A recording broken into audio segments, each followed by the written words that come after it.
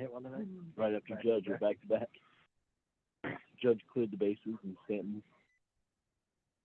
He was pitching good. Yeah, That offense. so scary.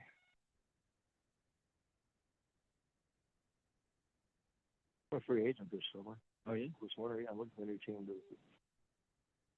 What? What?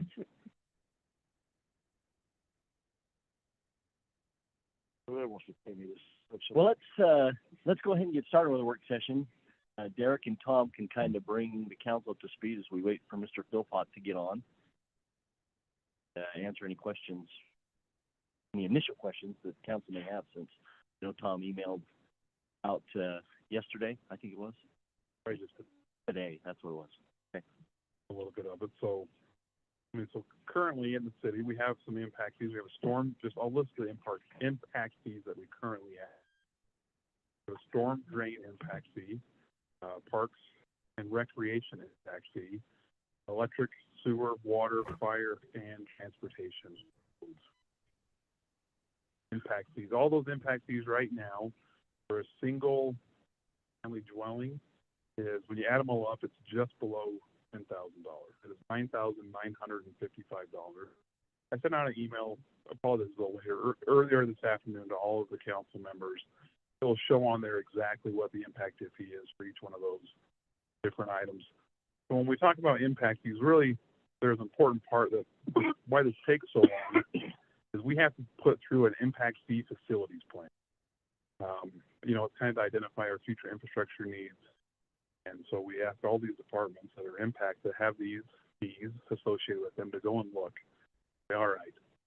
And then another requirement is we have to spend those fees within 6 years. So it's kind of like, all right, what things do you see coming down that we're going to need? What projects are there? We asked them to be a little more specific than maybe Brigham City has been in the past this go around. Because really it comes down to when we get the money, we're pretty much only allowed to use those monies on the projects we have identified in this the facilities plan. So it's a critical step, and that involves getting together with our city engineer and using GIS to go look at the different parks, how many acreages are there, go find the comparables when we go and buy land. So that's also part of the impact fee analysis. We have to make sure the fees are proportionate to the cost if required. So there's a lot of moving parts that go into this, and it takes time to get all the data points and information needed. Like, we got to go and look at, okay, where are the police responding to? What type of call is it? And with the ambulance and fire, where are they going? Pulling all the water data in. So it's a big, big undertaking for these department heads. And they've met with Mr. Philpott. Fred works for the same LRB financial advisors. That's the same firm that Laura Lewis has come and spoke to you about recently for bonding and all that. Same firm, and Fred has been doing impact fees for a very long time. I shouldn't say very long. Fred, you can hop on and say anything you want to through all this, but then you look at it and you say, all right, how much of this is eligible cost? How much of this is really impact fee eligible? It's not everything. We can't use impact fees for maintenance, for deficiencies. It is for things, for new things to provide service to those people coming in that are having an impact. We can't take impact fees and just go replace water line. Not allowed. Now, if we were to upsize the water line because of new growth, and we could show that that upsizing was due to the new growth, if we had to go from an 8-inch to a 10-inch, we're allowed cost difference between those two, the 2 inches, we're allowed to say that's impact fee eligible. So there's a lot of nuance to it, a lot of the right word, but checking, making sure that it really is tied back to a new. We want to make sure that these things are defensible and it really is being used for those items. Another big part of this is why we're here tonight. Also, is we want public input. We want to be transparent in all this. When this first kicked off in 2022, we put a public notice out. It's our intent. We're looking at impact fees. This is our intent. We're going to be doing this so the public is aware. And then as we move down this process, so tonight's the work session. Fred's going to walk you through what we're proposing. If you have questions or clarifications or whatever you want to talk about with impact fees, ask them to Fred. Ask them tonight. Think about it, because we're going to be proposing that we come back in November to adopt these impact fees. Part of that process is we have to have a public hearing to let the public know and also give input to it. So with all that said, is there any clarification that the council has currently that Derek or I or could answer, or Fred even, before we turn the time over to Fred? He has a presentation to walk council through.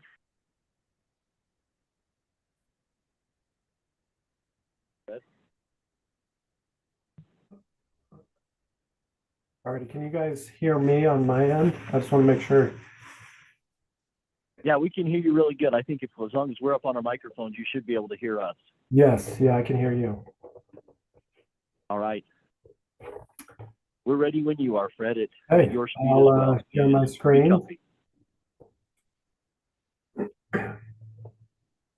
Alrighty, can you see this presentation on your end? We're seeing your spreadsheet, not a presentation. Okay, let me, I shared the wrong thing. Let's share. Let's try again. How about now? There, we're good. Oh, alrighty. Yes, as Tom indicated, we are reviewing the draft preliminary information relative to the impact fee facilities plan and impact fee analysis. And I will walk through the services we've analyzed and illustrate the capital improvements that are being proposed, highlight some of the questions we have for you as a legislative body that will influence the outcome of this study, and then talk about next steps, which Tom summarized. So as Tom indicated, we need to complete an impact fee facilities plan and impact fee analysis. The plan identifies key variables that are essential for calculating the fee. That calculation is called the impact fee analysis or proportionate share analysis. And as we look at process, the statute, the Impact Fee Act, requires that we complete certain noticing, notice of intent, which the city has done. It's been a while. This, as Tom indicated, this has been a long process.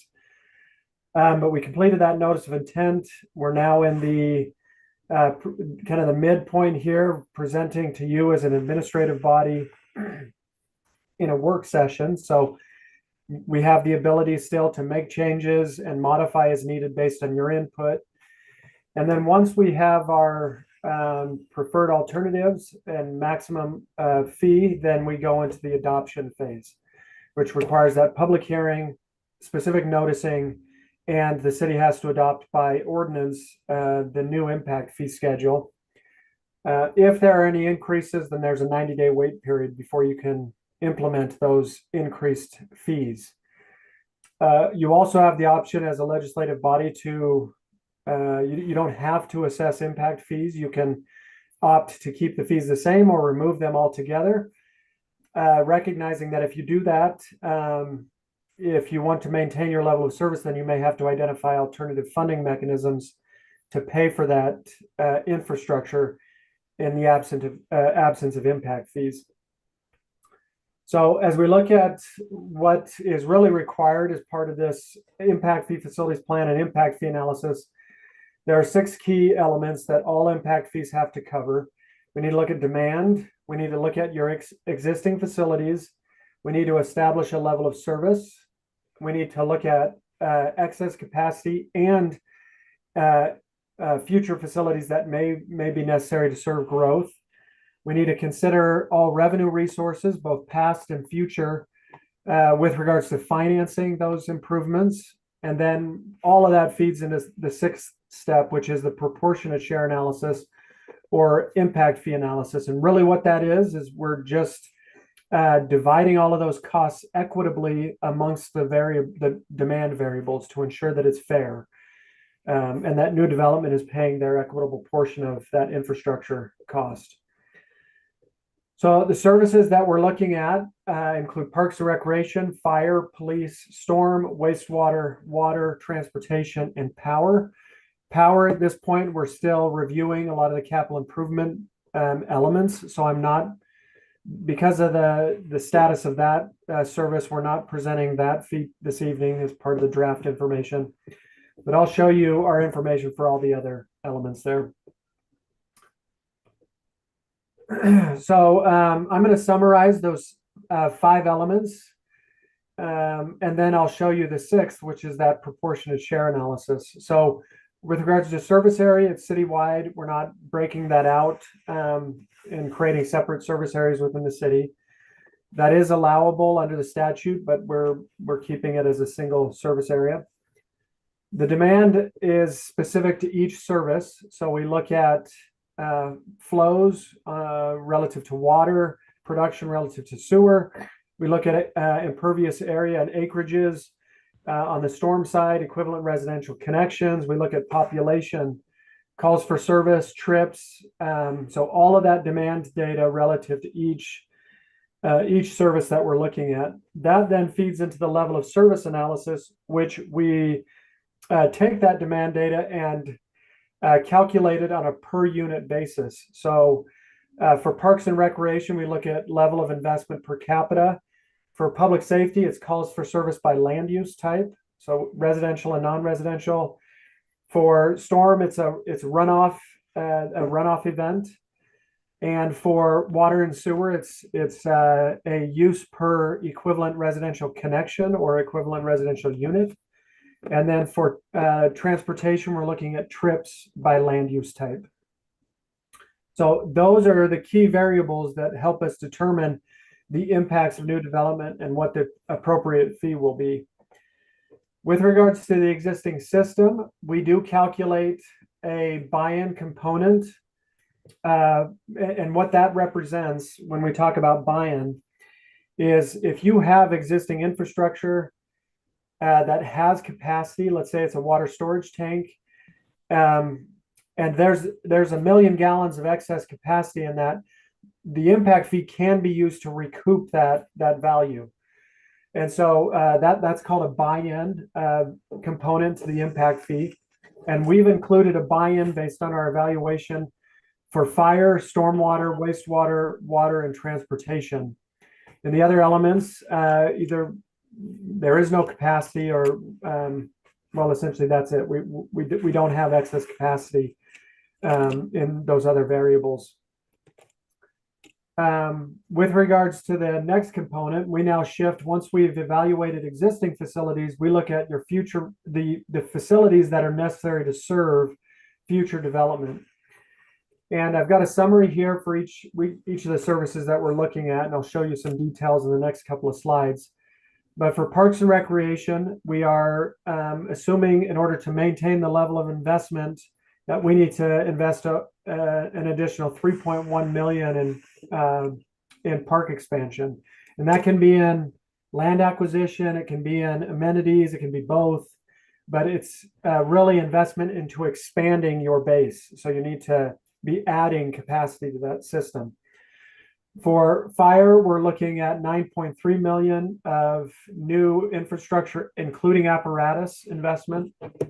For police, the impact fee eligible portion, these are the impact fee eligible portions. So the actual cost, when you look at the total facility, it may be larger than that, but this is the impact fee eligible portion of these facilities.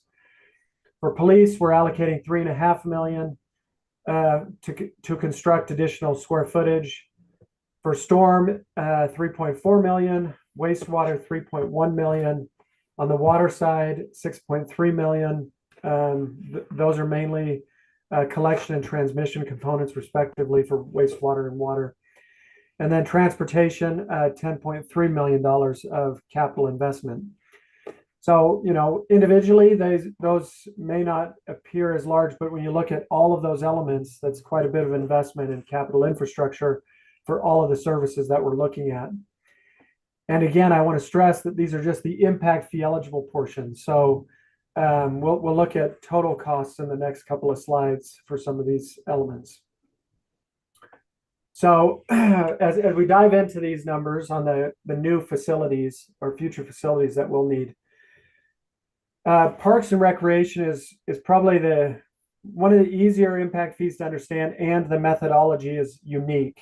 And I wanted to give you at least a flavor of that. Essentially, what the impact fee methodology is for Parks and Recreation is, rather than tying it to a specific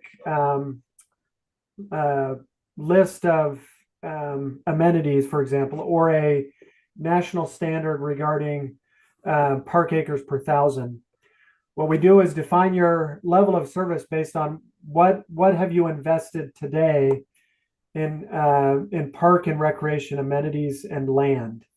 And we then value that and say, okay, how much is that per capita? And new development has to maintain that same level of investment moving forward. So here, our value per capita is slightly under $1,500.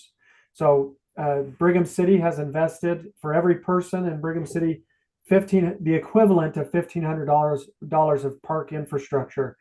And new development will maintain that same level of investment, at least if you maximize the impact fee.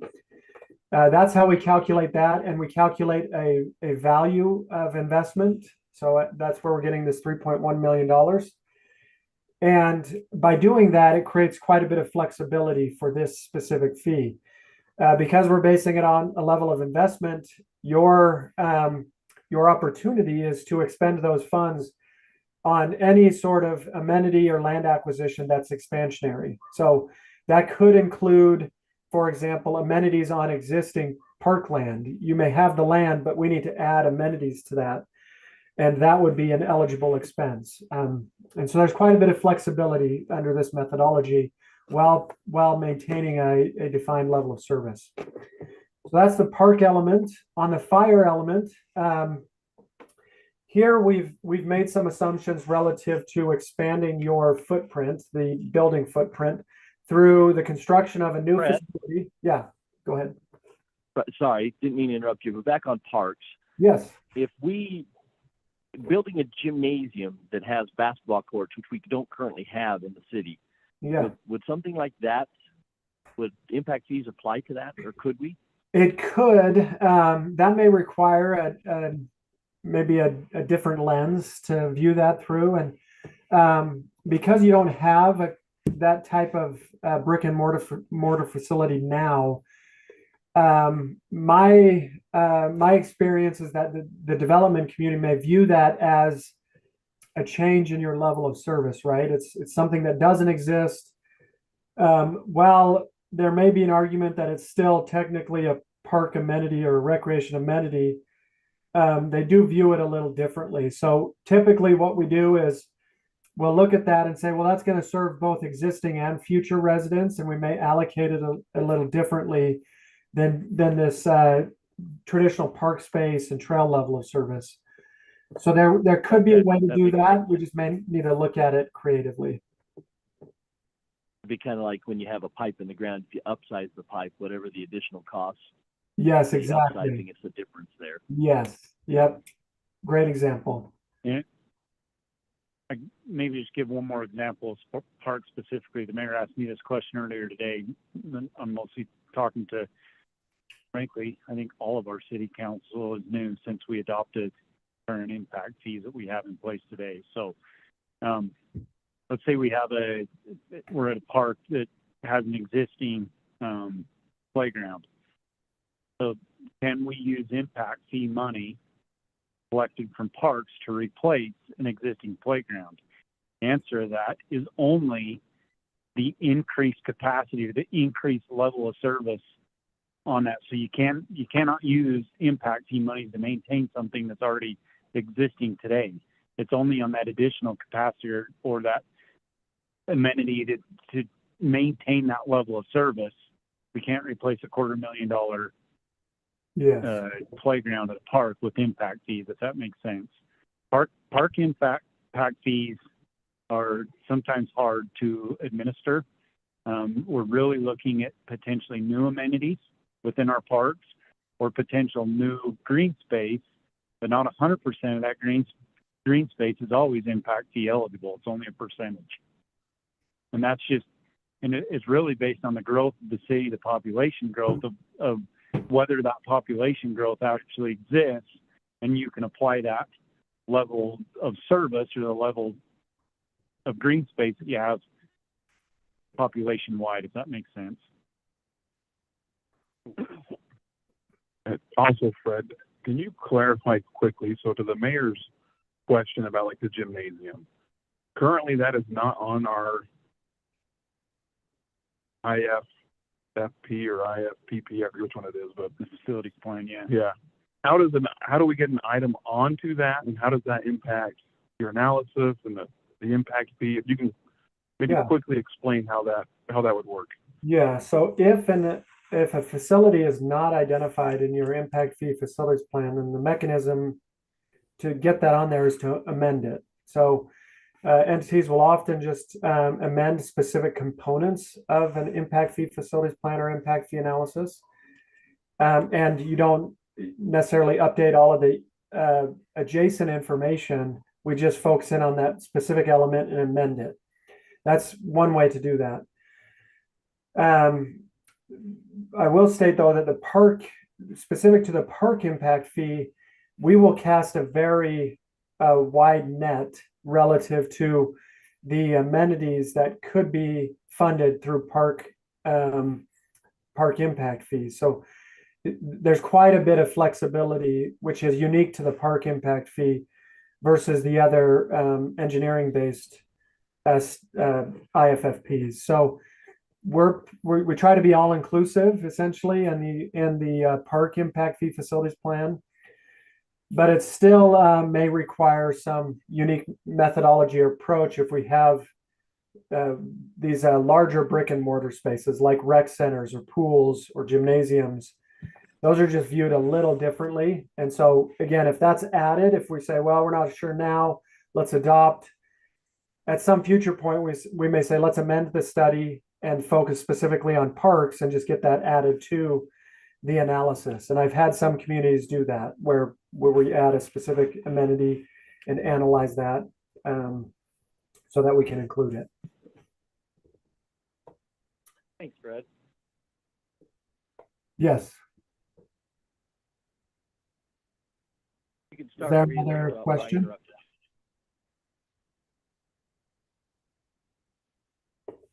Okay. Yeah, keep going. Okay. AJ was off the mic. Yeah. sorry. Yeah. I'll keep plugging away here. Okay, so fire facilities. Again, we are looking at the potential of a new facility. We've estimated that at 10,000 square feet as a starting point. But again, the impact fee, what we're doing is analyzing based on the level of service, what square footage could be impact fee eligible. And so here, essentially, we could size it as large as we wanted because our square footage to our growth will remain the same. It's based on the current level of service. So if we doubled it and said, we're going to build a 20,000 square foot facility, then our percentage that we allocate to our IFFP would go down. It would be proportionate. But this is what we're including as our kind of preliminary scenario of saying, okay, we need an additional facility. When we layer in a training facility and land acquisition, we've estimated that to be a slightly over $10 million in cost, with about $8 million being allocated to new growth. So a large portion of that is going to new growth, but not 100% of that. On the apparatus side, I'll point out the statute requires, with regards to apparatus, that only be assessed to non-residential development. So we cannot assess apparatus to residential components of new growth. So you'll notice that in my calculations, the fee. But we've also accounted for apparatus and saying, okay, based on the current level of service, how many additional apparatus would we need to maintain that level of service? I also want to point out that for fire facilities, we often use what's called a fair share approach, which is, and it's different than the other services in that really the combined facilities, all of the fire stations and apparatus combined serve existing and future development. We don't build a new station and that new station only serves new development. Often apparatus and resources get shifted around to provide a uniform footprint. And so we essentially take all of that cost, the existing facilities and the future facilities, and allocate it proportionally to existing and future development. So it does that results in a slightly reduced fee because we're averaging prior cost and future cost versus taking all of that future cost and putting it 100% on the backs of new development. But again, it's because it has to do with the nature of how fire levels of services are provided. But that's unique here. I also wanted to highlight, while we've included a new facility, there's really two options that were discussed as potential options relative to expanding your square footage. The first one was what I've showed you, a station with a training tower and additional apparatus. The second option is looking at transitioning space to the police department and building 2 new stations. Obviously, that would be more expensive, but there could be some benefits to that. Instead of building a public safety or a police building, you don't do that and you reallocate space. Regardless here, while we have 2 scenarios and there's maybe additional options that the council may want to consider, the element that I wanted to stress, and this has to do with all of the fees, is how do we actually pay for it? Once we decide what we're going to do, coming up with $10 million can be challenging, right? We may not have $10 million sitting in our fund balance that we can allocate to this, especially when you look at all of the other facilities that need to be constructed. So this is when entities often look to financing and say, okay, we're going to have to bond.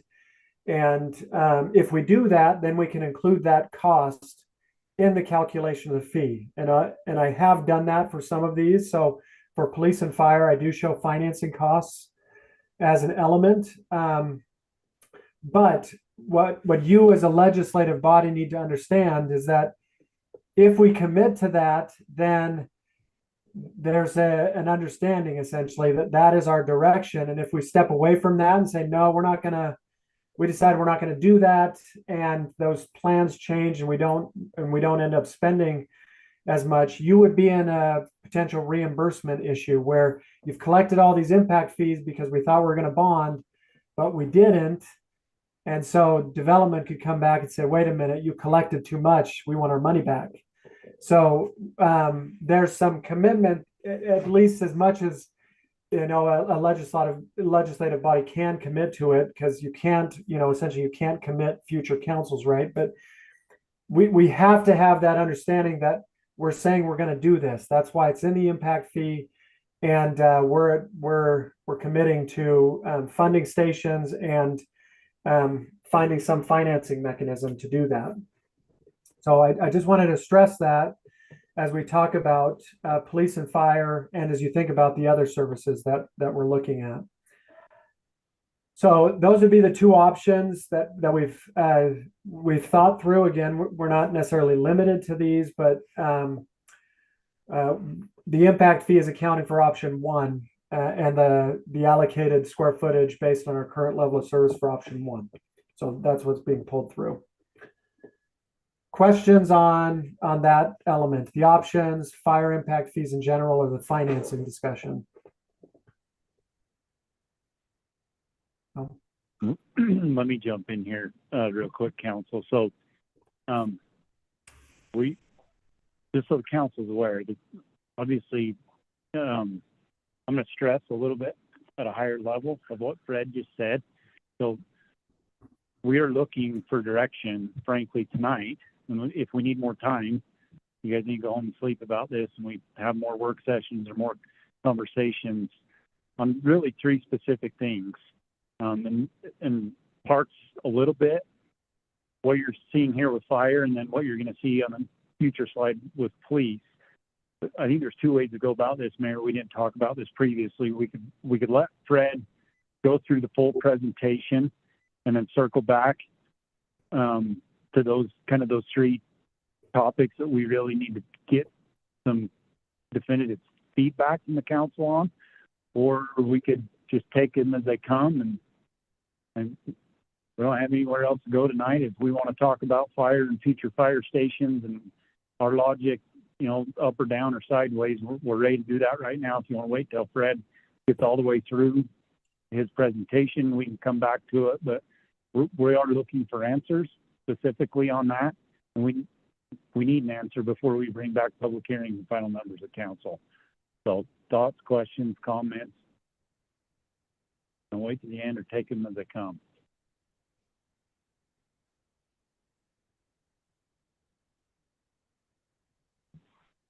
I think everyone's comfortable in waiting to the end and then revisiting. Okay. All right, keep going, Specifics. Fred. Alrighty. Alrighty, so here's police and storm. Police, a similar concept where we're showing a new facility, what that might look like. We're, based on discussions with staff, sizing that at 25,000 square feet. That would put it about 15 million with inflation, assuming that's built in a couple of years, puts us closer to 17 million.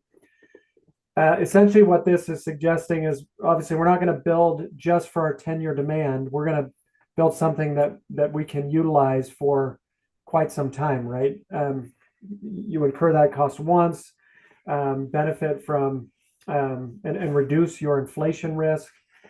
But again, the size is less important. If we reduce that, then the percentage attributed to growth would go up, because our impact fee is governed by your current level of service, which suggests the 10-year demand can cover about 5,000 square feet of any new space you construct. Now, it doesn't mean that additional square footage won't be collected by future development beyond our 10-year window. We are just isolating it to our 10-year demand and saying, okay, what do they need to cover? This also highlights the issue that we're discussing, which is the facility may be $16 million or $17 million. Impact fees in the next 10 years are going to cover a portion of that, but you still have to find some mechanism. If we decide to construct these facilities, we have to find a mechanism to build it up front to cover $17 million of cost, and then collect impact fees over time to pay that investment off. So here, this highlights what we're proposing for police. Again, 5,000 square feet being allocated to impact fees are about $3.5 million. Storm side, this is specific to the planning elements that Jones and Associates produced, showing the projects. We have 5 projects here, storm related. We have an impact fee eligible portion. We apply inflation and then show the IFFP costs for each of those projects. There are several other projects that fall outside of our 10-year window, or projects that are not growth related. So they're just deficiency related projects that are not identified in this table. Again, these are just the impact fee eligible projects that fall within our 10-year window. So there's still, over and above what I'm showing here, there are other repair and replacement projects that you will likely need to fund to maintain your system. On the wastewater side, here are the same concept for wastewater, which is 10-year projects, impact fee eligible. So that's what's included in this table. There are other projects outside of that criteria that also need to be funded. When we look at the projects related to wastewater, we've got a total of $14 million in construction year costs, of which only $3 million is impact fee eligible within our 10-year window. So that highlights the gap, essentially, that, again, either your utility rate will need to cover, you need to find some other funding mechanism to construct these projects, and then determining what percentage of those, this table determines what percentage of those projects are impact fee eligible. I do want to point out, for the matter of space, when you look at this table, while I calculate construction year cost and that impact fee eligible portion, what's not shown here is the portion of the project that is funded by development or that is repair and replacement. So take this project here, this 2029 300 West pressure sewer main at 2.2 million. I should have kept some columns in here because it looks like that's 100% impact fee eligible, but it's the full table shows the impact fee eligible portion at 300,000. And then I inflate that and show 100% of that being impact fee eligible in our 10-year window. So that there is a little bit, there may be some confusion on that. In the report, I'll have all of those columns. I just wanted to point that out. This is isolating what's in our 10-year demand and what is impact fee funded. So it may not total as you go through those columns, but that's the intent. So of the 14 million, 3 million is impact fee eligible in our 10-year window, and that's what we're funding in the impact fee calculation. Water, same concept here, almost $32 million of cost with 6.3 million as impact fee eligible in our 10-year window.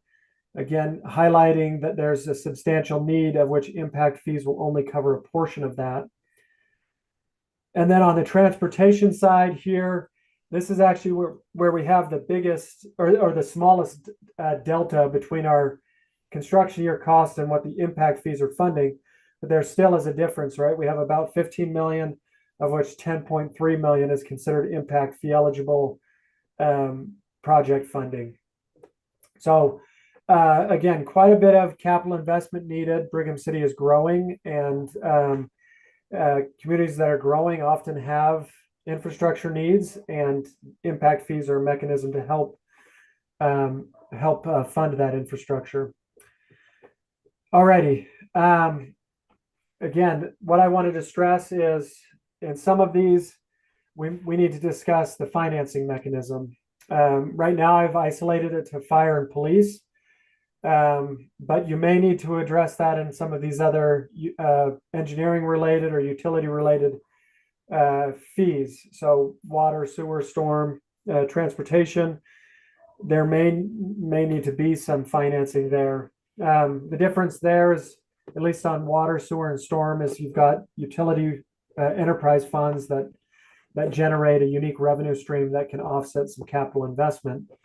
But that may require adjustments to those rates to make that happen. So that financing discussion will need to happen. And as we discussed previously, what we need from the council is a commitment or a direction of, yes, we're willing to bond, or no, we're not. And if we're not, discussion on how we might pay for this infrastructure.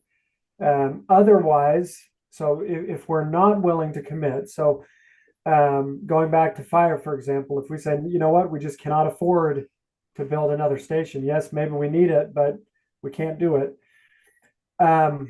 Then we would pull that out of the evaluation and our impact fee calculation would change. We can't charge for it and then say we're not going to build it. It has to reflect our level of service and our intention relative to constructing new infrastructure. So that we need to keep that at the forefront. Alrighty. The final element is the actual calculation of the fee. So the next couple of slides will show you, as we bring all that information together, what it looks like and how the fees are changing. And in some cases, I've used our previously calculated fee, because I don't believe you have an impact fee for fire or police. Is that right, Tyler? Well, I don't think we assess for. Yes. Yep. So I just showed.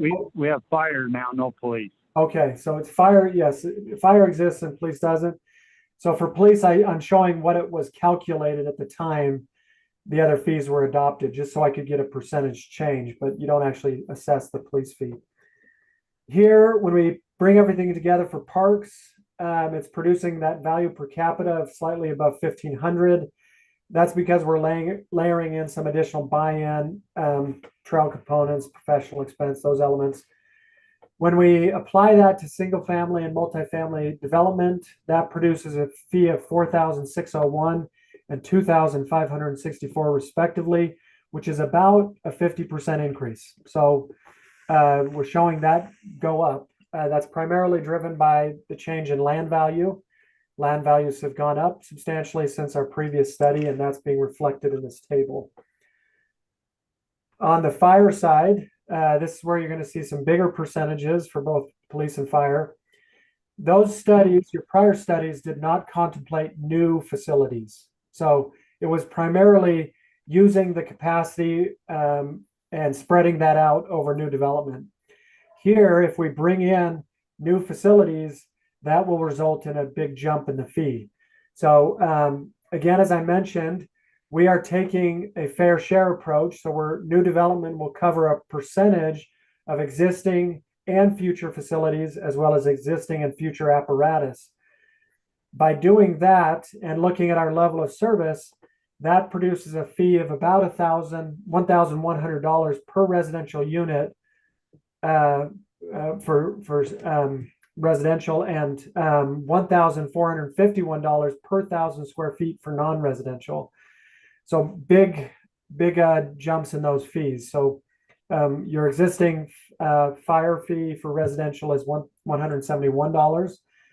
So that would be a big jump, but that's not uncommon. So when I work with communities that have new infrastructure and financing costs, their fees get close to this, usually range in the $800 to $1,000 range per residential unit, because of that substantial cost for new infrastructure. So that would be the fire side. On the police side, here we're bringing in just the new facilities. So we're again taking that, assuming our existing facility is at capacity, we need to construct new space. We're allocating that $3.5 million plus our interest expense. That produces a cost per call of about $1,500. When I apply that to residential and non-residential, we get a similar fee range, about a little over $1,000 for a residential unit and slightly under $1,200 for non-residential. You know, here you can see those percentages are huge, right? It's going from nothing to something large. So those percentages are going to be very big. What I wanted to point out with police and fire is, while those percentages are large, I mean, you look at the total fee and it's a fraction of just the park impact fee, for example. So while those percentage increases are large, even combined, the public safety fees are only half the park impact fee in total. So that kind of helps put it into context of magnitude when we're talking about impact fees by services that are provided. Regardless, that still is a big jump relative to the percentage increase. Already storm, as we look at that element, we're not seeing as big of a jump here. So your current fee is $1,026. We're going to $1,232. So about a 20% increase. That would be more in line with inflationary pressure and seeing that change on this side. Wastewater, as we look at that element and we bring in the buy-in and the future facility component, that produces a fee per equivalent residential unit of $2,472, which is about a 46% increase above your current fee, which is about $1,700. So still within the realm of kind of inflationary pressure since 2018, but a bigger jump than the storm impact fee. Water, we're getting a bigger percentage here, and this has to do with the focus on this transmission. Essentially, we have quite a bit of transmission cost and impact. That's producing a fee of $3,575, whereas your existing fee is just below $2,000. So we're seeing a 92% increase there. For each of these, for storm, sewer, and water, when we look at comparable communities, your proposed fees are in line with what I've seen in other communities that have to build a lot of new infrastructure. We're seeing them fall within the $3,500 to $5,000 range. I don't have a slide that shows Perry as a comp, but we can show that their fees are quite a bit higher than this as a neighboring comp. But that 3,500 to 5,000 range is where a lot of entities' impact fees are shifting to account for inflation and new infrastructure costs. Alrighty, transportation. Here again, we have a buy-in component, but the fee is primarily driven by the future facility costs of $10.3 million. That produces a fee for residential in the 1,718 range compared to your current fee, which is $354. So a big jump in that fee to account for this infrastructure investment. Again, this is actually pretty low for some of the other communities I've worked with recently. I've seen their transportation fees on residential in the range of $2,500 to $3,500. So while that is a huge jump, growth communities are seeing fees higher than this, what's being shown here.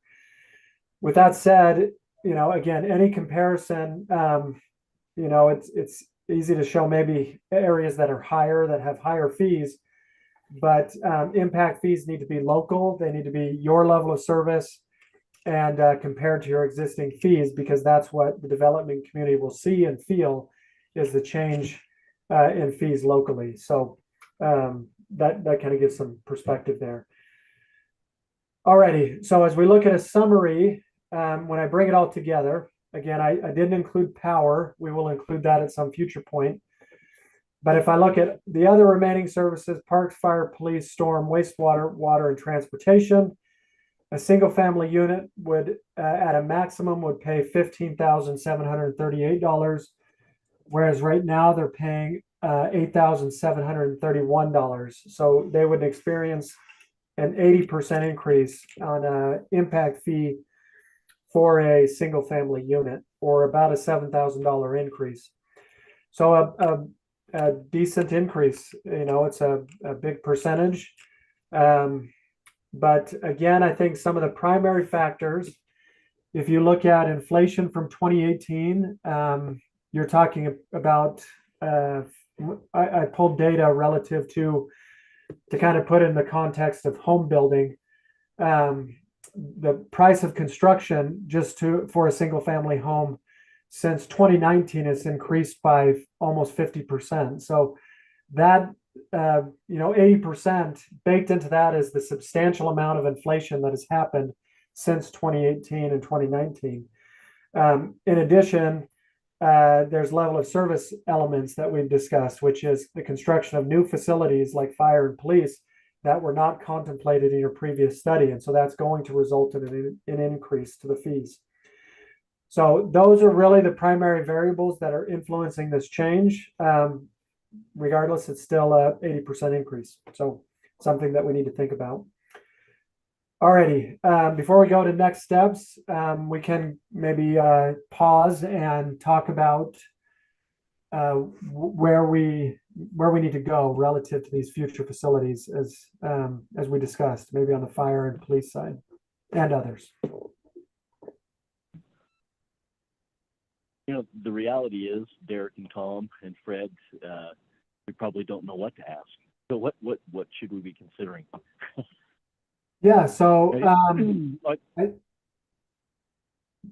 I think it goes Go ahead, to again, going back to this idea of, first, are we willing to build additional facilities? Because that's where the upfront cost is saying, yes, we understand the need, and so as a legislative body, we're going to make it an objective or priority.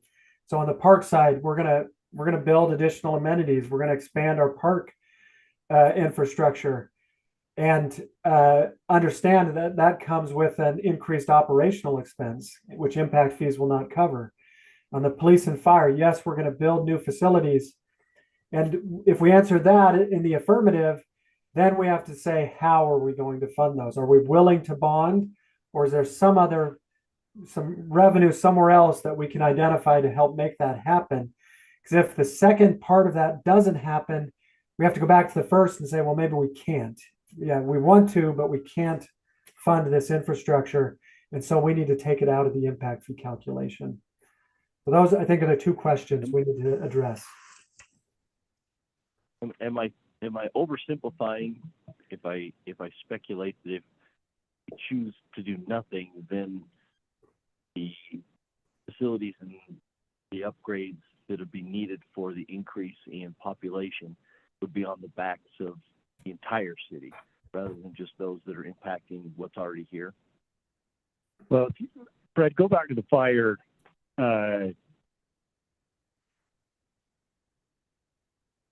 Yeah, go to the capital facilities plan on the fire. Oh, sorry, yes. Well, it's right. Yeah. So the answer to your question, Mayor, is this just over $10 million of a new facility, new training facility, land acquisition. So 81% of this can be paid for. If you look at this by new development, Right, and I get that. in this scenario, if you do not include it in the impact fee, then essentially 0% is paid by new development, 100% is paid by existing residents. That's the answer to that. They would pay for it. It would just be through the mechanism that all residents pay for it, which is once it's It'd be built, equalized the property through tax. everybody. Yes. Yes, it Yep. would, rather than this approach, right? So while this table shows 81%, Tyler, I wanted to make sure, again, because we use the fair share approach here, we actually allocate less. It's about $5 million of cost is included in the impact fee, including interest expense, because we allocate it proportionally across existing and future development.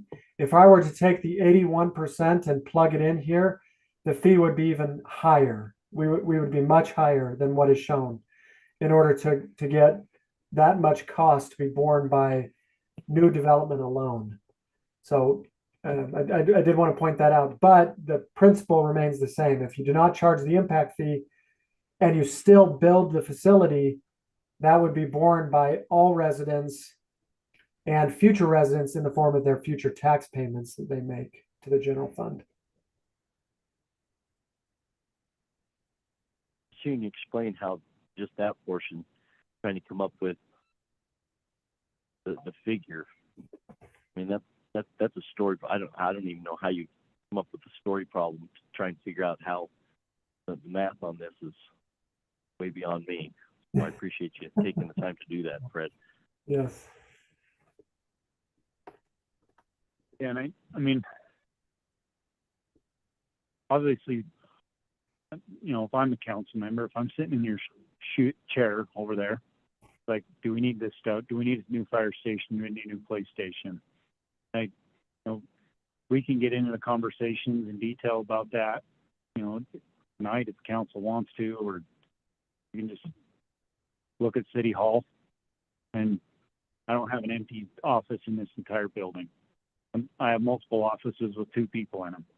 So, you know, with police specifically, like, and, you know, I get it. And impact fees is not the only portion of that conversation. Just like Fred said, is it impact fees is one step, and committing to a future bond or figuring out another source of revenue, even honestly a bigger step than just adopting it with an impact fee. But, you know, the need is really, I think, step one is what is the need? Who do we need it? And, you know, City Hall was built in 1972. Police has been here along with community development and the mayor's office and HR and finance, you know, since the beginning. And like, we're out of room. And I think, you know, we've done a lot of remodel in this building over the last 7-8 years, and we necked down the size of offices and keep doing it and keep doing it and keep doing it. Frank, we've got a plan, and you know, look at the police department again and even neck it down even more to try to fit more bodies in the existing spaces that we have. But,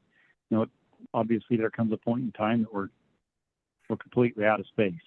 Well, So- that's 2024, looking at 2024, maybe 2025, but within 10 years, What does 2030 look what like? does 2030 look like? And if we choose to do something other than, and I don't mean to make it sound like I know that I'm making it sound like, but if we choose to do nothing or to neck down what he's suggesting they should be, according to his studies, then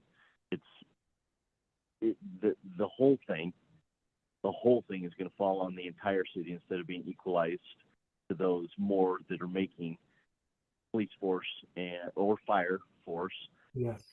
and their facilities that are already taxed right now at our current size be even more inundated facility wise.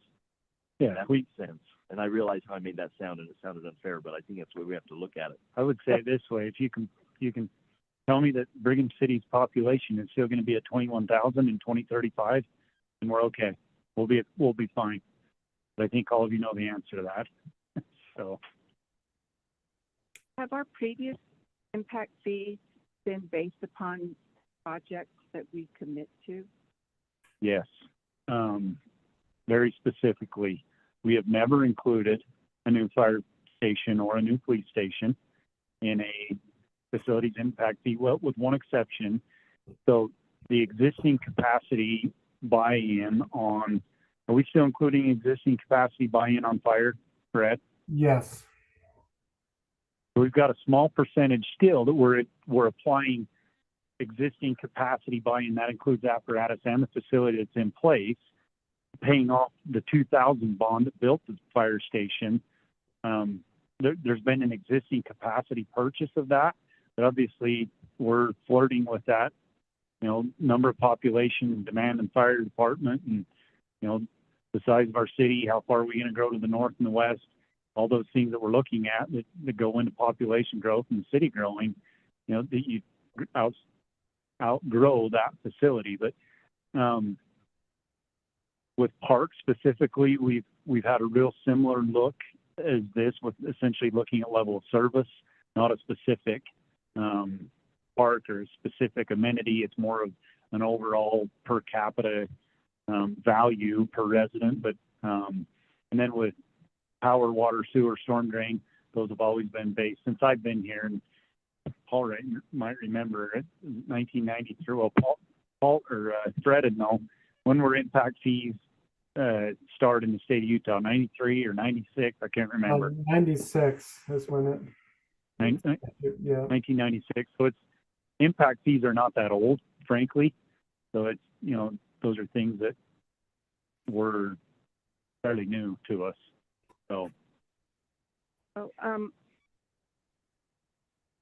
So, the value per capita with the parks and recreation is dependent upon growth. I can understand it being like 21%, 31%, depending upon the growth and the need. I guess I'm confused at a total construction cost for a new fire facility, and then the impact fee is 81%. 81% of what the study shows is eligible for. Yeah. Of the entire And in the facility. final Yeah, study, go ahead, Fred. Yeah, so what I'm feeling is like that you're putting the burden upon 81% value of the expansion and the new things upon the new developers. take that, Fred. Go ahead.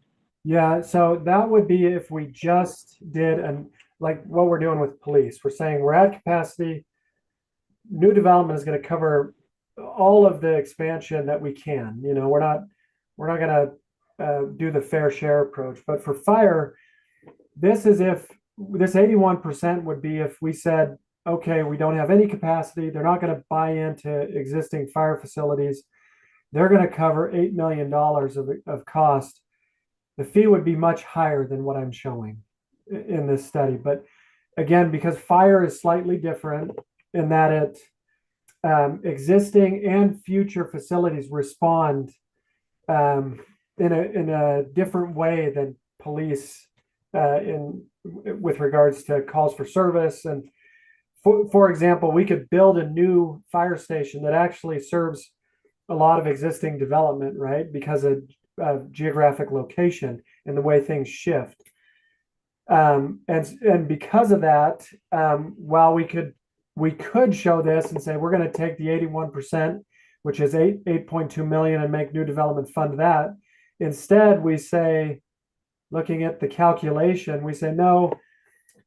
The existing facilities and new facilities benefit both. So we're going to take your percentage of the system as a whole and allocate that cost, which then reduces the amount we allocate to new development, to make it a little more of a fair share approach. That results in a reduced fee compared to what we could assess, right? If we took 100% of that $8 million and said, new development, you got to pay for that, the fee would be double, right? Not quite double, but instead of $1,000, you'd be at $2,000 for your fire impact fee compared to your $171 now. So it does, the flip side of that coin is it does now push more impact on the general fund, but that's saying that existing residents will benefit from that future station, and so they're going to contribute as well to that future facility. So that's what happens in this table.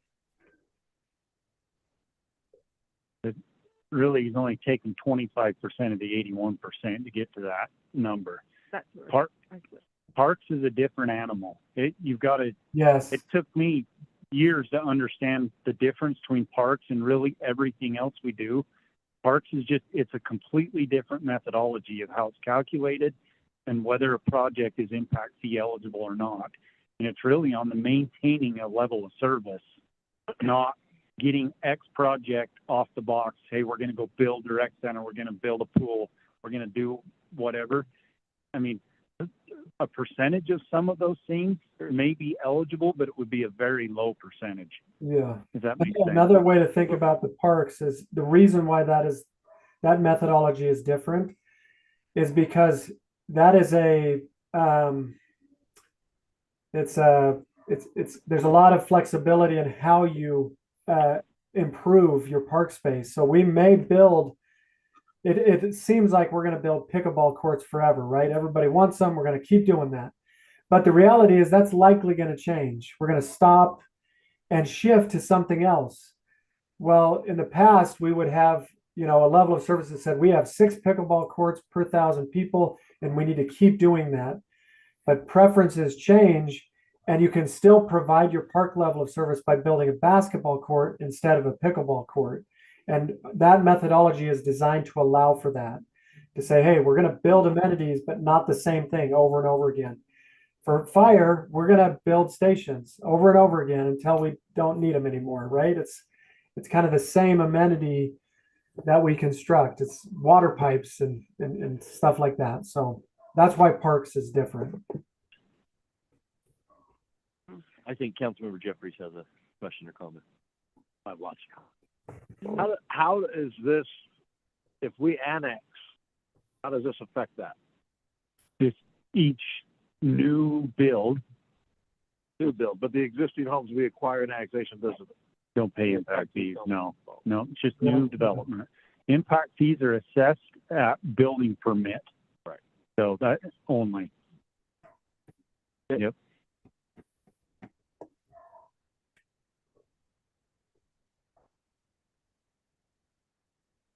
Yeah, a petition for we can't assess impact fees outside our corporate limits.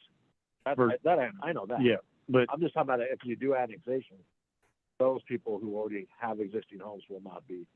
existing homes, nothing. Yeah, it's only new development. Sure, we're on the same. Yeah, and Is this an accounting nightmare. nightmare? Yes. Because you're going between, okay, this percentage can be taxed or if we bond and then we tap existing customer. And then Impact fee, that yeah. each different little project is a different percentage, so you don't do an overall average. Are you making an argument that Tom needs more employees? So we commit to these future projects in order for you to begin. It's a little bit, to me, it makes sense, but it's a little bit outside of future count. And for me to commit to this amount, not knowing if the growth or the facility is going to be there, but you have to. Well, I mean, Are you going, do you have to go across the line and, well, this is 21% for this project, so that's the only amount I can collect from the impact fee? 100%.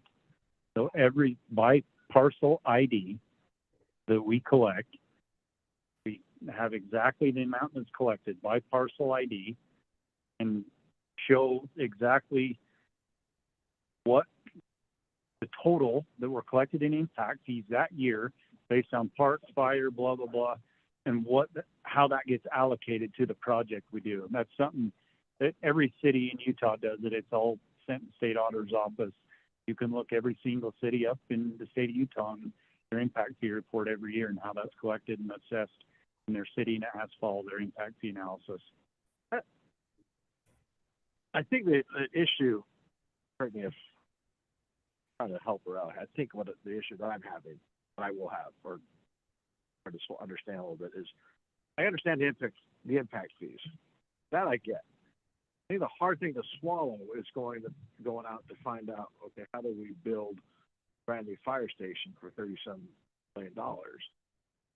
And then how do we build a police station on top of that? How are we going to get that to the community? They're not going to understand impact fees. So how do you propose that's sold to the city and the residents of this community? Right. That's what I think we're all going to struggle with. Because look, right now, currently, what's up for election this year? Right now, with the city school district, the school district, their plans. County school district. There you go. The school district and their school bond that's proposed right now, $270 million, if I'm mistaken. It's hard to. That's up to the voters. And then, if I'm reading this correct, you're expecting us to vote sometime in here in the very short future here to possibly vote for these impact fees and possible future builds of the fire station and so on, and what you have here. But with the land acquisition just sitting right here at 2025, that means we're going to buy land here next year, okay? And then in 3 years we're going to build. I don't see it. I don't see how we can get this. To me, it's very soon. That's very soon. And that's what I'm going to struggle with. How do we propose that to the community? I think step one, are we in agreement it's needed? If I don't think. Hold on a skip second. that. I think we're all in agreement. It is coming. Okay. It is coming. I do believe. I said since I got here, the police station needs to be moved. They need their own building. That's a matter of when can we actually. All right. I think I'm skipping step one and answering step two. Go ahead. Okay. So for me, obviously doing some analysis more in detail of location, size, and funding possibilities. I'm going to punt your question.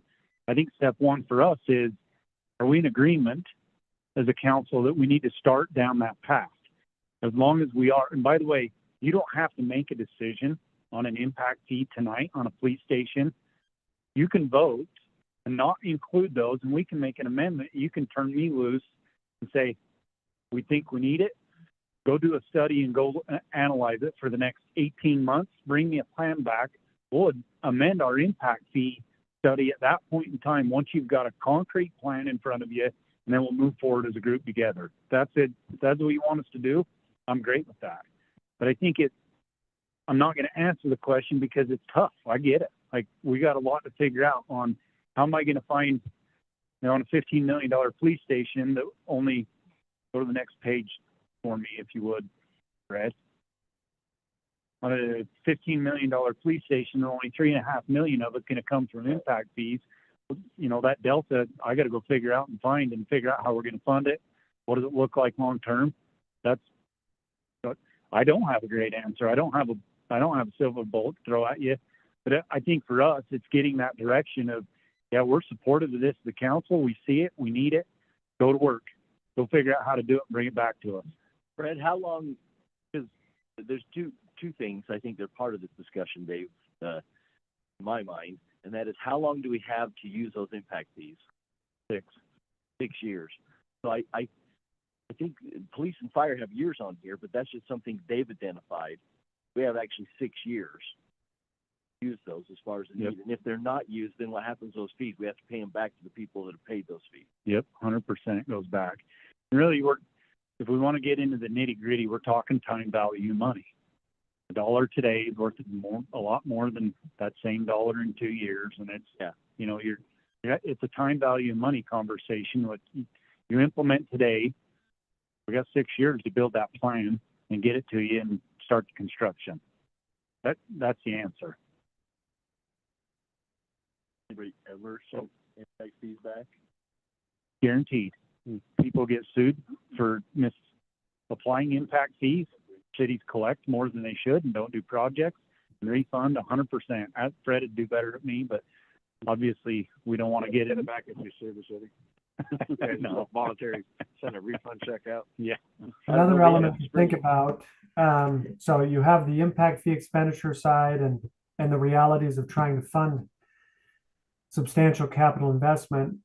The flip side of that is the recognition of what happens to your level of service over time. So if, again, you do nothing, then either your level of service drops or you find another mechanism to fund infrastructure without impact fees. But something happens, right? So if you build nothing, then this problem it gets worse and your level of service decreases, and it gets harder and harder to assess impact fees because your level of service drops.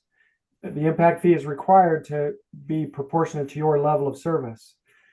So that's another issue you need to think about. But at the end of the day, impact fees, a lot of communities view impact fees as this funding mechanism, but it's not really. It's a repayment mechanism over time as development comes in.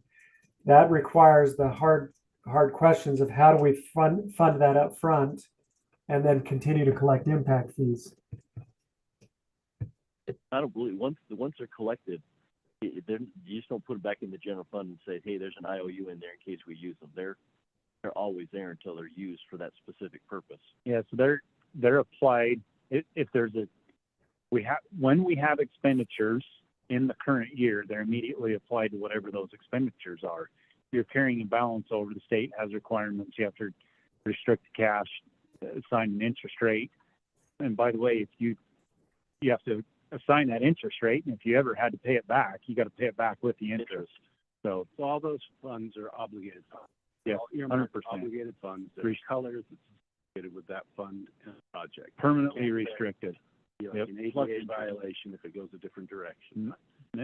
So when I'm looking at this too, I'm wondering, lists a lot of things. We use the word needs, and I understand needs, but I think along with needs is priorities.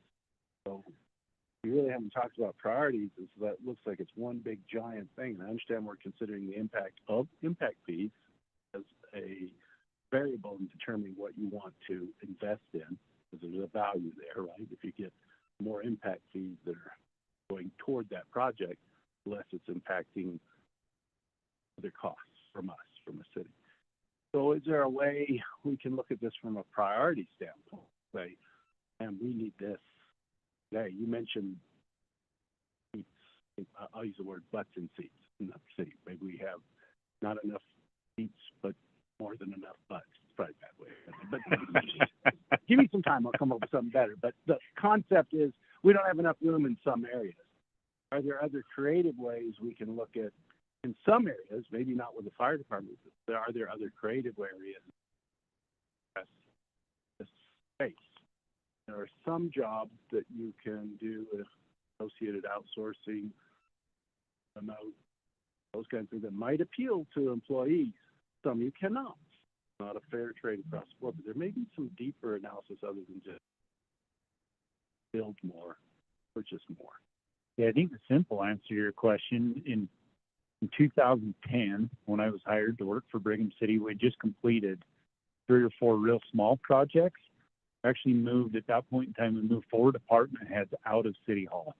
It had historically always been their office was here. So my simple answer to that question, I moved an employee out of City Hall that had been at City Hall for the last 4 or 5 years 2 weeks ago. So we're in a situation right now, anybody we hire, somebody else has got to go. And we got a small little remodel going on in one of our facilities to take care of that. We're looking at some remodels. Frankly, we're looking at remodels in 5 or 6 different city facilities right now to house employees. So simple answer to your question, we are doing that stuff constantly. We don't talk about it a lot with city council, and then prioritization, the simple answer to that is every time when we meet a staff with the mayor to prepare the upcoming budget, we look at the impact fee analysis. So when we go through water, sewer, storm drain, power, we're looking at, okay, these are the things over the next 7 years, we have got to get these things done. And all of you, I think, are new since we adopted our last impact fee, but a project that comes from the mayor's budget to you is most likely already on the impact fee. We don't even talk about it publicly, but it's check the box. We identified this coming at you in a budget. It's impact fee eligible. It gets done. We apply selected impact fees to it, and we never even talk about it with the council or public The meetings. flip side of that is think of it from being in our shoes. Come in today, city council meeting, and boom, this is what we're talking about. Oh, There's yeah. no prep for us. Yep. So for you to think that we can make a decision and just approve something, $30-some million for this or that's hard. Oh, yeah. That's hard. I mean, I don't know about you, but I didn't buy my house in my first meeting, No one, and I'm married, so that's No, you're right. I think that's why I prefaced it that we're not looking for you to do it tonight. So sleep on it, study it. Study it. There's no more than that. One element to think about is you're right. This is impact fees are in a vacuum, right? We have to comply with the statute and only the statute relative to the impact fee facilities plan and impact fee study. And there are other considerations regarding prioritization and other needs within the general fund and the utilities that are not being considered in this impact fee. So some entities will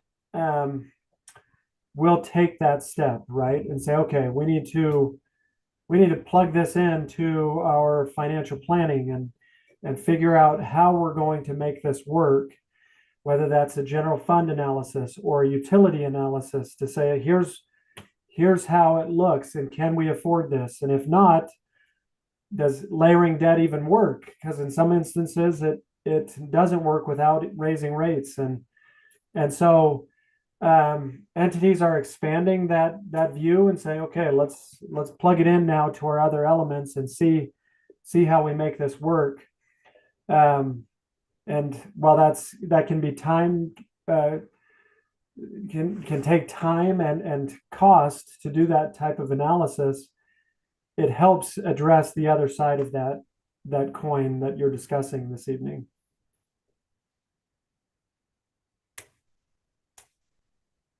Also, if we can for just a sec, and I don't think I have any nitpicks with the analysis and the numbers. I understand the accounting process for it.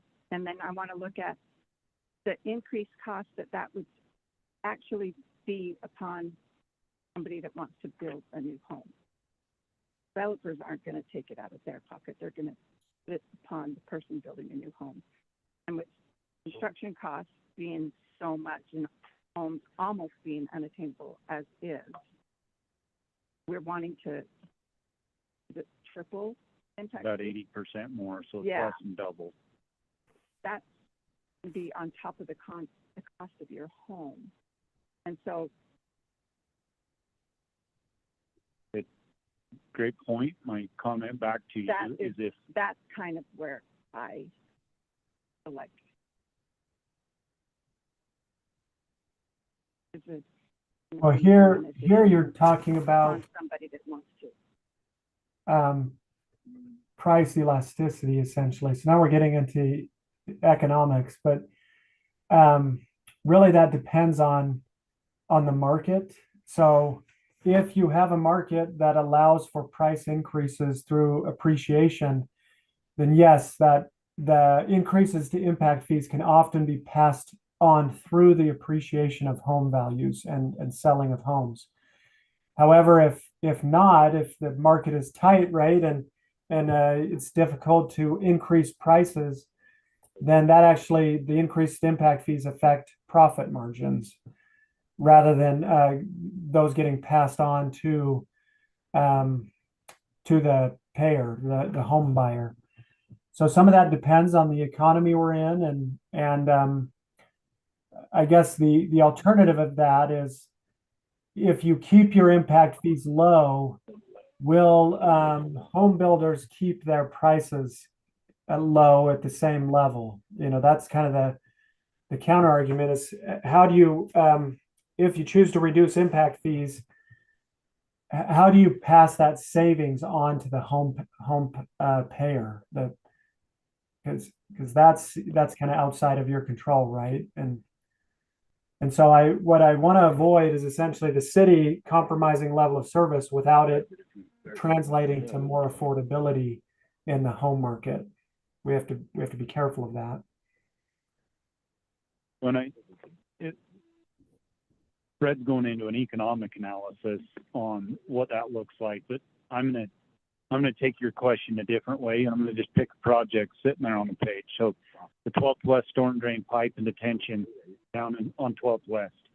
If we don't assess that impact fee and continue to allow development on 12th West, the 21,000 people that live here today are going to pay that, not the new 600 homes that are going to be there someday. That's the answer. So if you don't if you don't charge impact fees, all of these things are still going to happen unless Brigham City's done growing, and your 21,000 people today may pay for that through rates versus new development. But 100% agree that impact fees will be passed on to the homeowner. That's how this works. But that additional amount is paid for by the existing residents of Brigham City. It's not new development. I mean, that's why they're in place. That's why the state code allowed us to adopt them.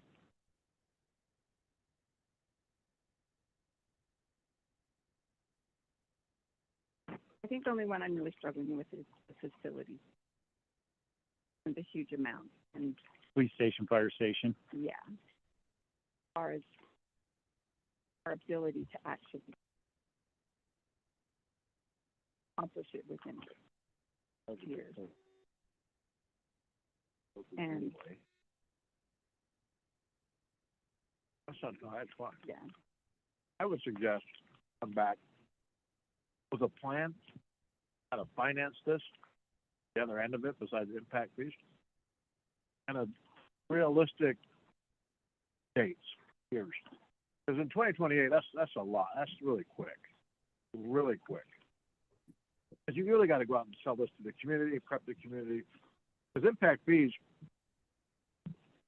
I get it. There's a need to raise the rates. I see that. I think we all see that.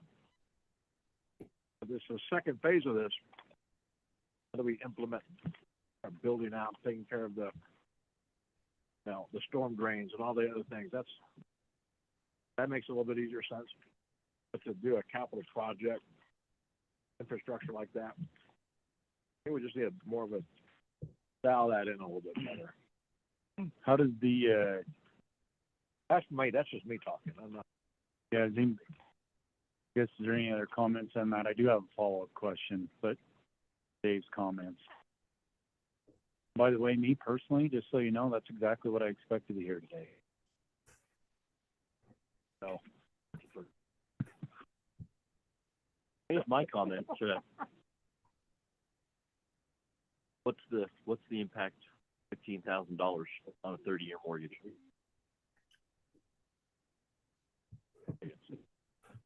I bet it's less than $5 a month. Yeah, it's to Fred's point, it's saying, all right, we reduce the impact fee. The homeowner's not seeing that benefit. The builder's taking that additional money. Because the home value is going to be based on market value. So the home builder's going to say, hey, I can sell this home for $450,000, $500,000, period.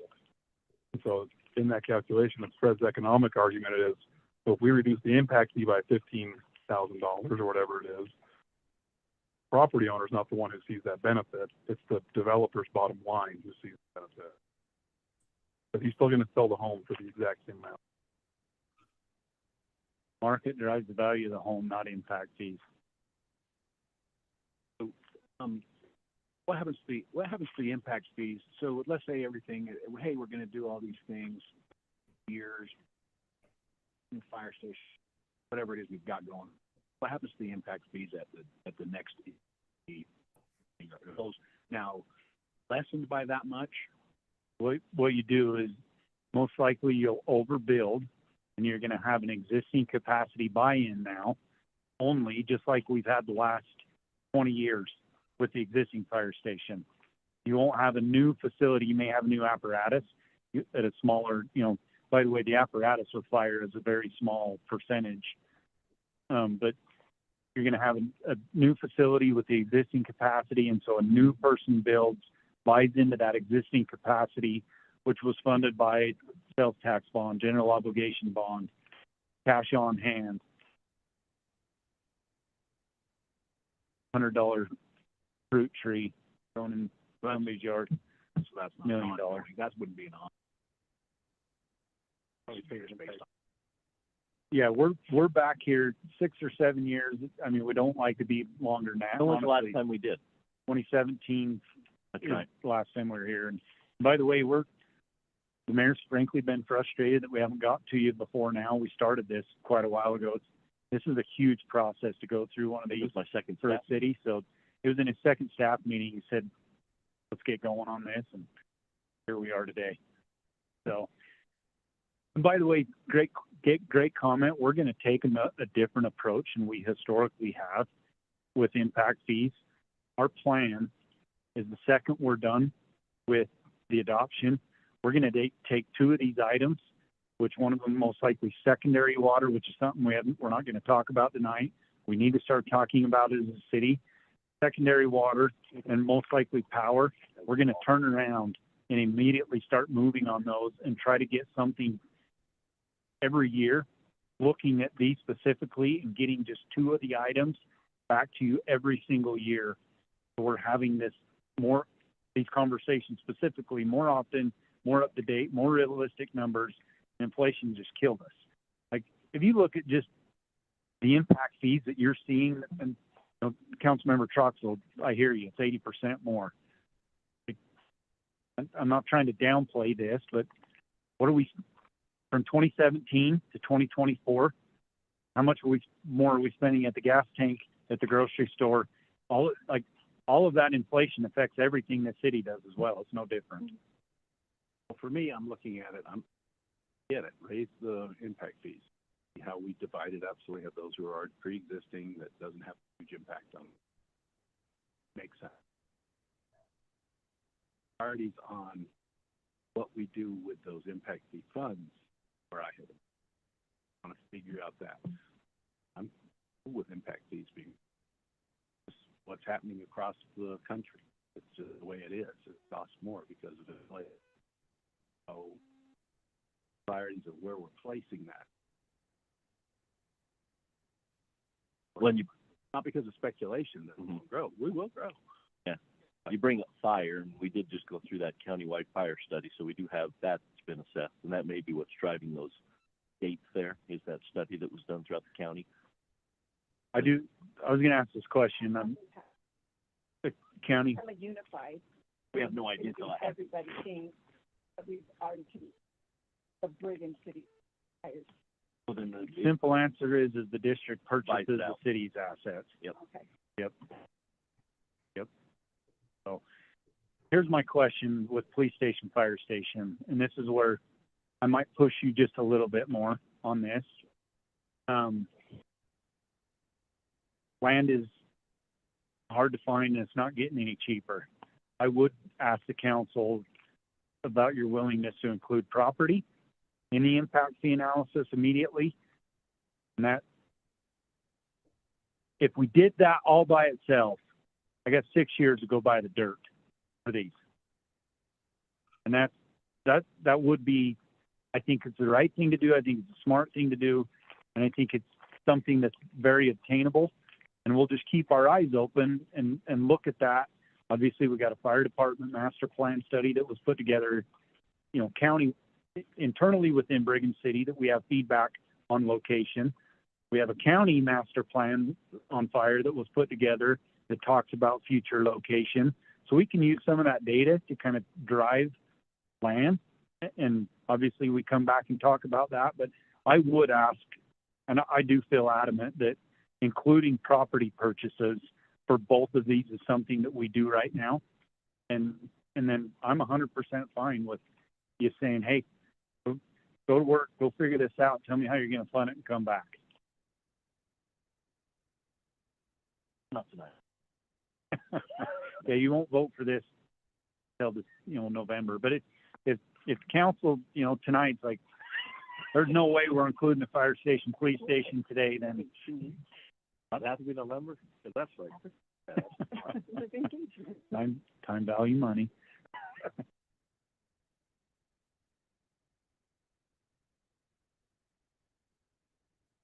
Yeah, I think I just need, I think if we had been talking about the new expense,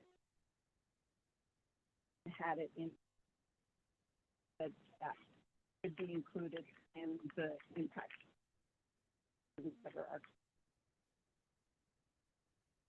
a count, so I'm just catch up as far as community needs to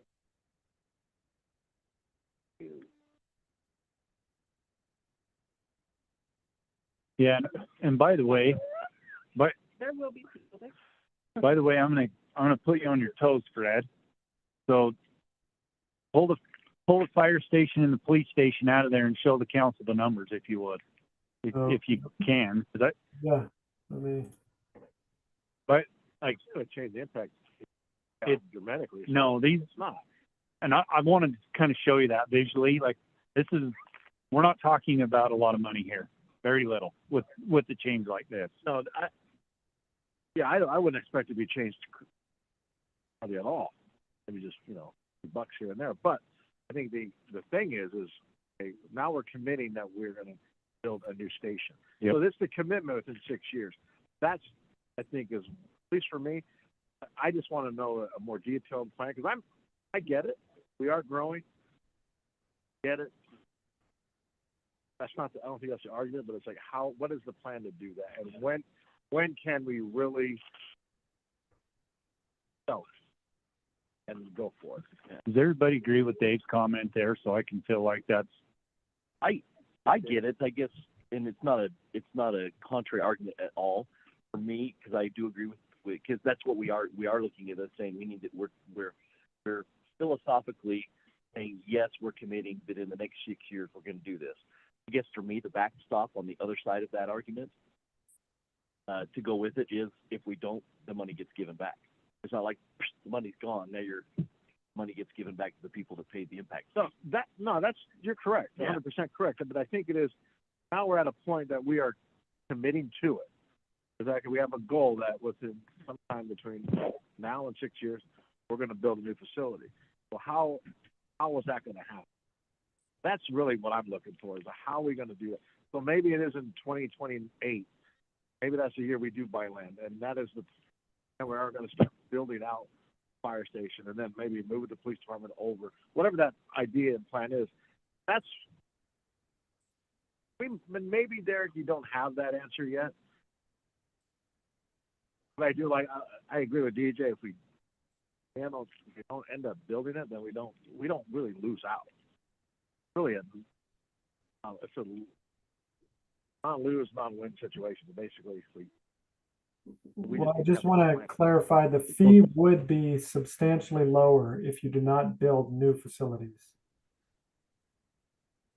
Yeah, can you So do the math it and drops show to that?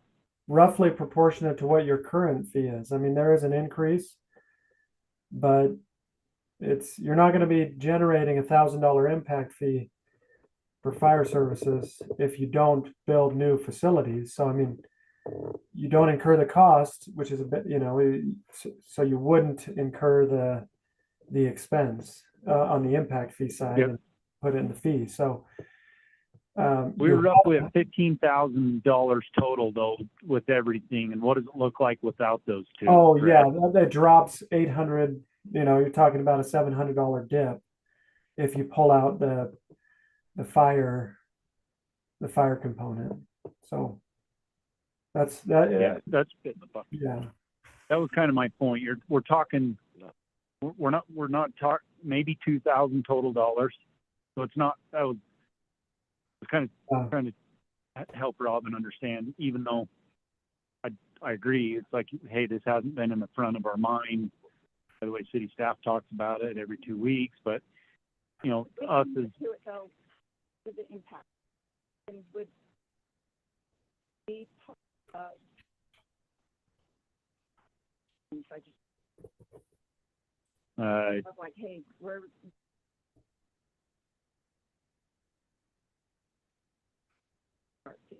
those two projects specifically, the only thing that, in the next year or two, we'd even be talking about is design and location. That's maybe the next 4 years. Design, location, and funding plan. And that's what you're asking me for. Design, location, funding plan, like those, that's really all you're committing to by including them over the next, let's say, 2 years. So to bring that stuff to you over the next 2 years. What's the plan, though? The other side of that equation is to agree to build operating costs once that happens. Yeah. Because you're talking now, your budget in the police department is almost double, maybe close. Yeah. What your operating budget's going to look like to but wouldn't that, Be hey, based on paid your growth. impact fee and of course, but taxes a budget for all that. on your home?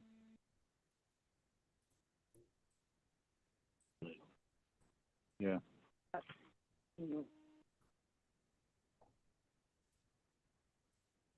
No, and I get the, yeah, I understand that. What population growth are these numbers all based on? Fred, do you have the population growth numbers that you could pull up for the council? Yes.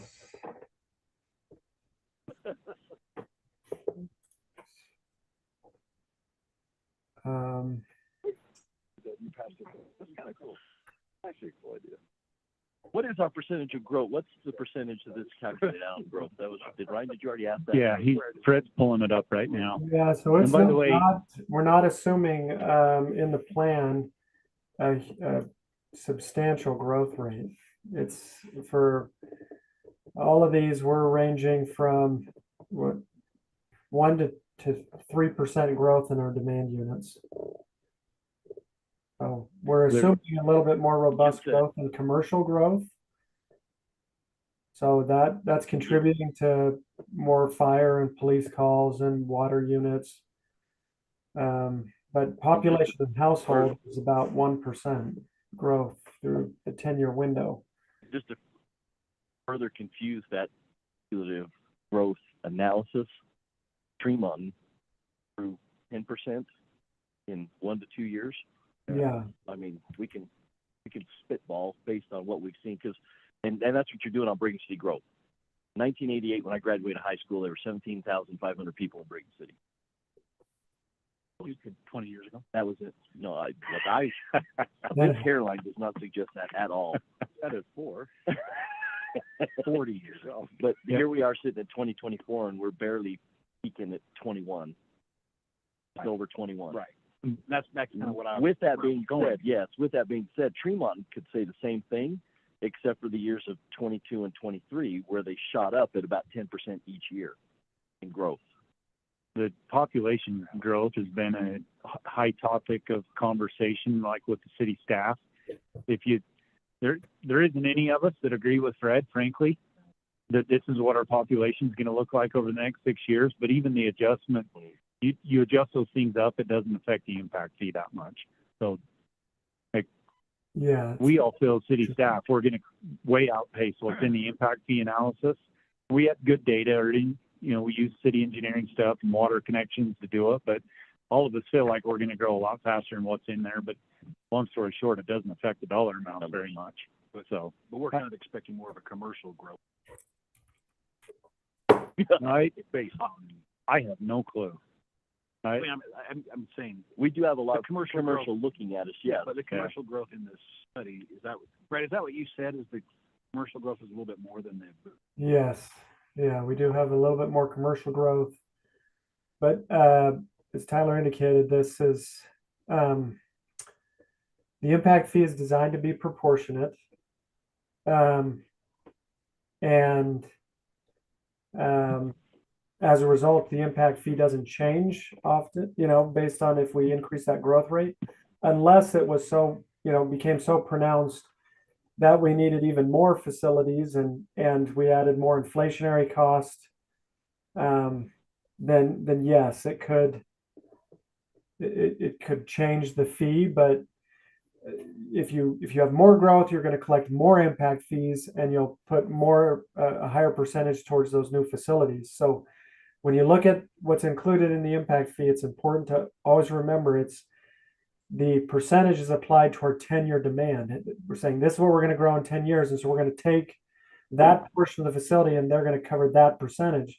That doesn't mean, we will still have growth after that, and they will also contribute to those facilities. So when we show, that the impact fee is going to cover $3.5 million, that's what the 10-year demand assumption will cover. We'll collect more after that. It's not done. The girl said, And if we explode and the growth exceeds that percentage of number, then we're going to collect more money than what has been speculated. Now, possibility of actually building it and then not having to grow, not having. Yeah, you would still have existing capacity buy-in. Yeah. Another way to look at it is if let's say you had Go ahead, Fred. let's say you had a lot of commercial growth. It just went off the charts and everybody wanted to move. All businesses want to go to Brigham City. You'd collect a lot of impact fee revenue. And in that instance, maybe you'd get more than 100% of a facility. So you could generate $20 million of impact fee revenues for fire facilities. And that's a situation where you'd say, hey, we need to update our study because we're just going gangbusters here. But under, swings, normal swings, the fee will stay proportionate and you'll be able to sit on that study. But it's designed to be a little flexible from that perspective. And I think with what I shared, that our plan is to try to hit sections of this more regularly. So we're not waiting 7 years and then 2.5 years to complete a study. We immediately go back in. We're keeping that stuff up to date as, all of the, what the heck's the word? Not examples, assumptions that go into something like this, and the data, frankly, that go into it. Assumptions is a terrible word. The data that goes into building an impact fee analysis, as real-time data becomes available, growth is jumping, growth's going down, things are costing more, inflation goes 13% instead of 2%. All those things, we can make those adjustments essentially on the fly or on a year-to-year basis versus once every 6-7 years. So, yeah, I think that's a great question. Collect the impact. Answer that, Fred, legally, yeah.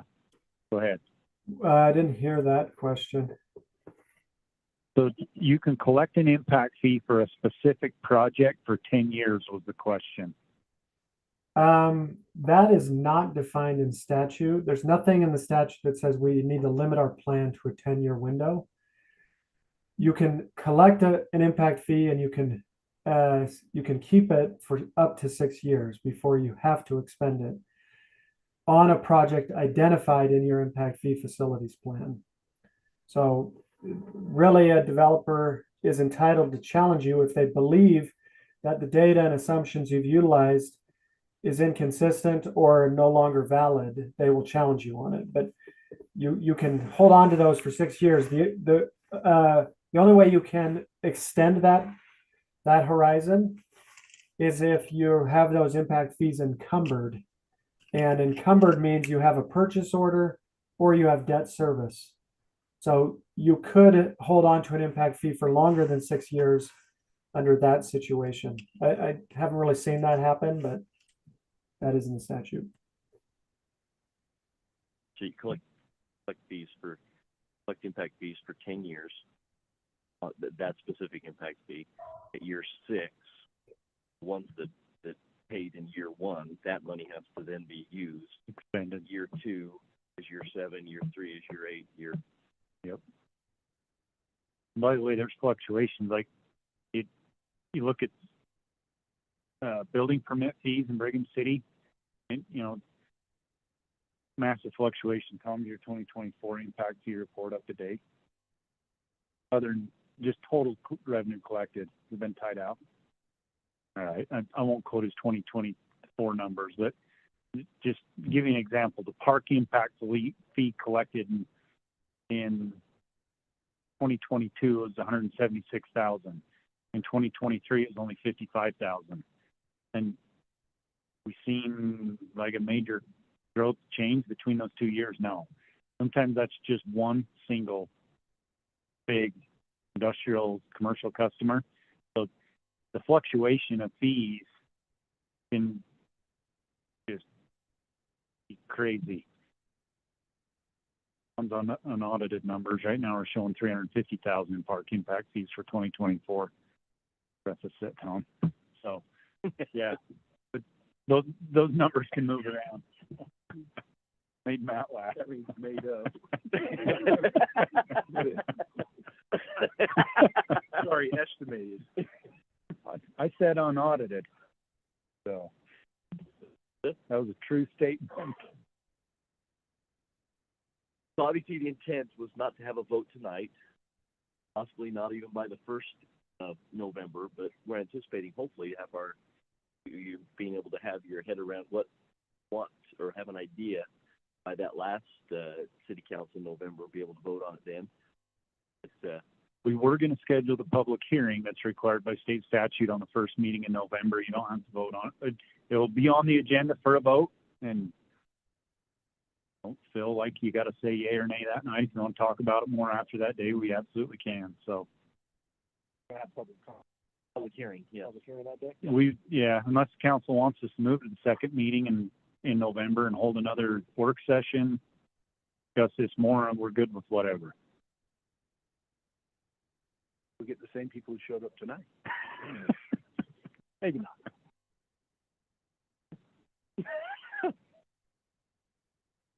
28th of September? No, November. That's not going to work. Eat the turkey.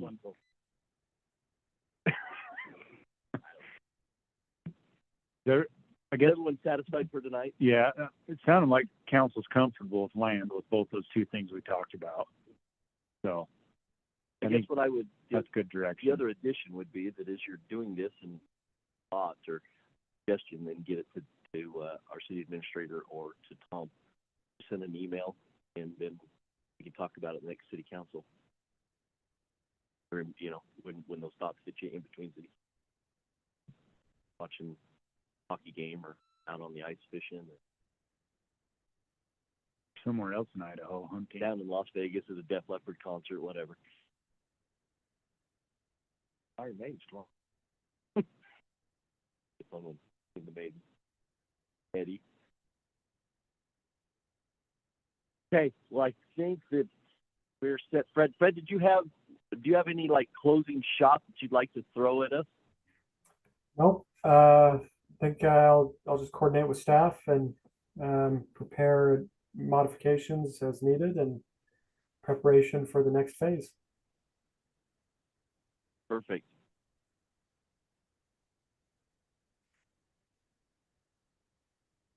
Yeah, I think council's comfortable with the parks methodology.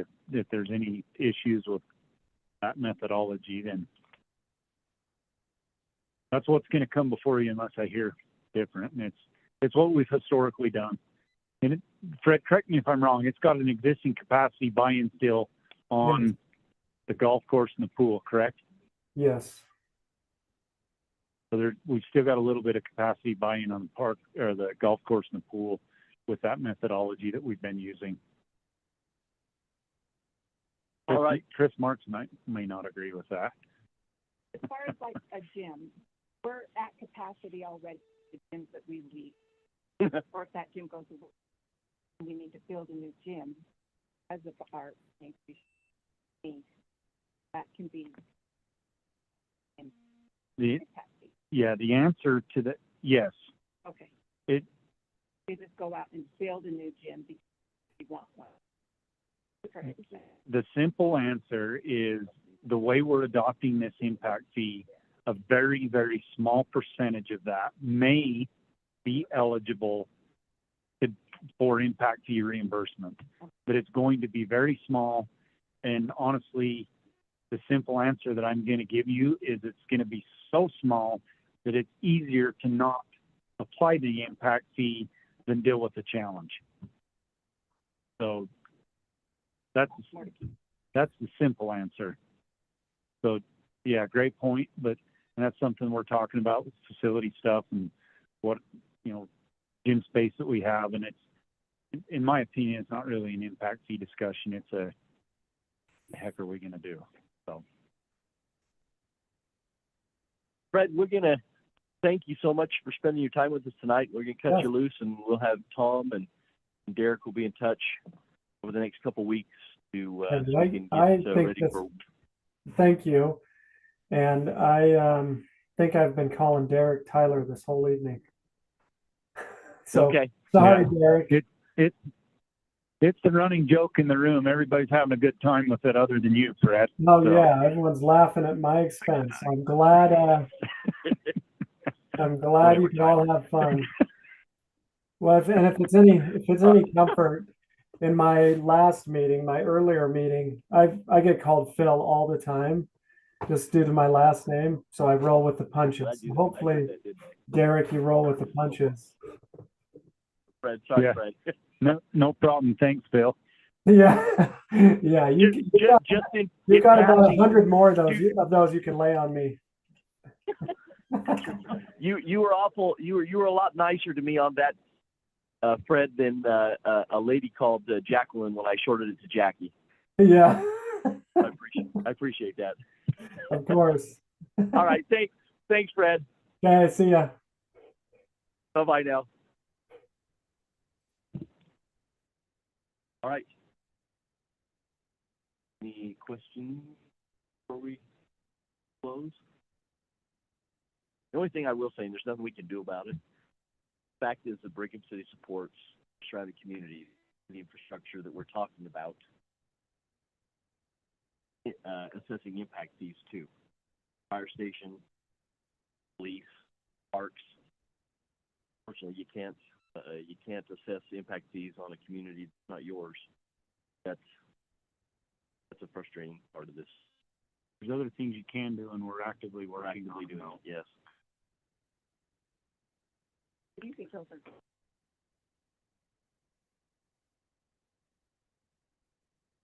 I think it's great too.